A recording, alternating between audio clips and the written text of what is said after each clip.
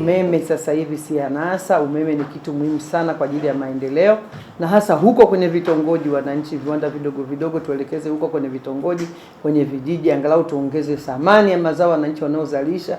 Kwa hiyo sisi kwa kweli kwetu hii ni faraja na ni fursa pale ambapo tumejipanga kuleta maendeleo ya wananchi. Lakini kama tulivyosema, muona serikali yote iko hapa na wataalamu kwamba tutawapa ushirikiano wa kutosha kuhakikisha kwamba mkandarasi anafanya kazi bila buguza.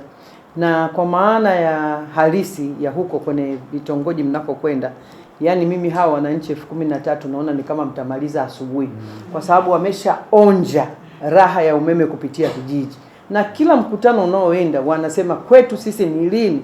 Kwa hiyo ninayo imani kubwa tutahamasisha ili tuweze kuvuna hawa wananchi tarajiwa. Kuanzia sasa nyinyi wakati mnatekeleza, na sisi tutakuwa barabarani kuambia sasa wakae mkao thabiti kwa ajili ya kupokea umeme kwenye ngazi ya vitongoji.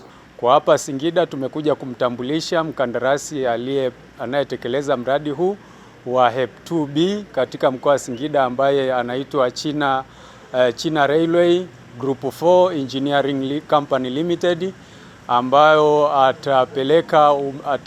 atatekeleza mradi huu hapa mkoa wa Singida, ambapo atapeleka umeme katika jumla ya vitongoji 376, na pia ataunganisha wateja wapatao 13,259, na gharama ya mradi huu ni takribani bilioni 45.6. Kwa hiyo ni hela nyingi ambayo serikali imezitenga kwa ajili ya kupeleka umeme kupitia mradi huu wa HEP2B hapa mkoa wa Singida.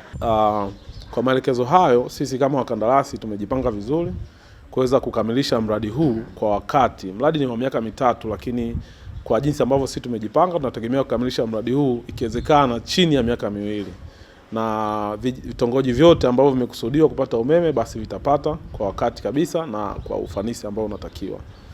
Lakini jambo lingine ni kwamba tunategemea kuwa na ushirikiano mzuri wa sisi, TANESCO, REA pamoja na serikali, kama ambavyo mkuu wa mkoa ameahidi kuweza kutupatia ushirikiano wakati wote wa utekelezaji wa mradi huu.